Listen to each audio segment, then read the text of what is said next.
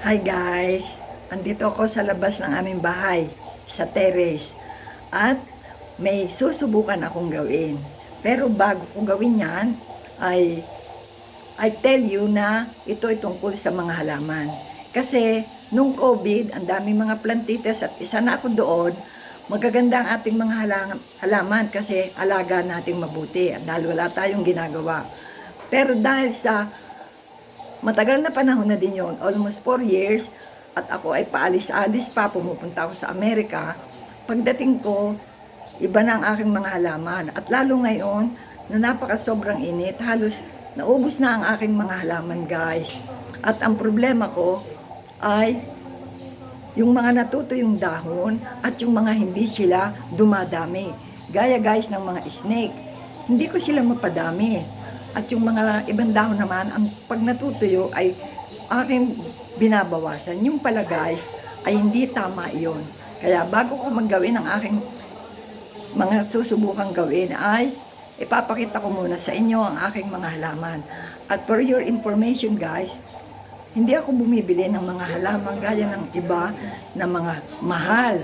Ang halaman ko ay may limit, hanggang 200 pesos lang. Pero hindi ako nanghihingi ng halaman.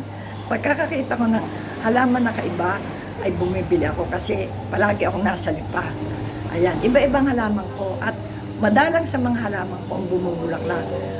Kaso, talagang hindi lumago siya ng maganda ngayon. At ipapakita ko sa inyo. At halaman ko, ito lang nasa harapan, ang medyo nakasafe sa init. Ayan, yan nasa tagalirang iyan. Pero hindi na din siya blooming, ayaw siya lumago ng maganda. Yan, iba-ibang klase guys. O, lahat halos ng klase.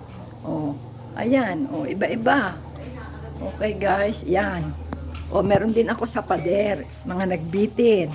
Ayan, yan na lang ang kaya kong padamihin guys. Okay, at doon sa labas ng bahay, yung aking mga bougainvillea na magaganda, ay nawala na din ang ganda. Ayan guys, oh nakita nyo na.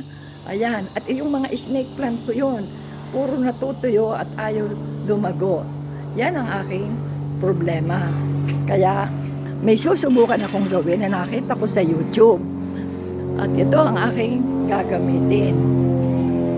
Yan, may maganda din naman sa tabi ng mga paso. Yan, yan ay hindi mahirap sa init at hindi alagain. Okay.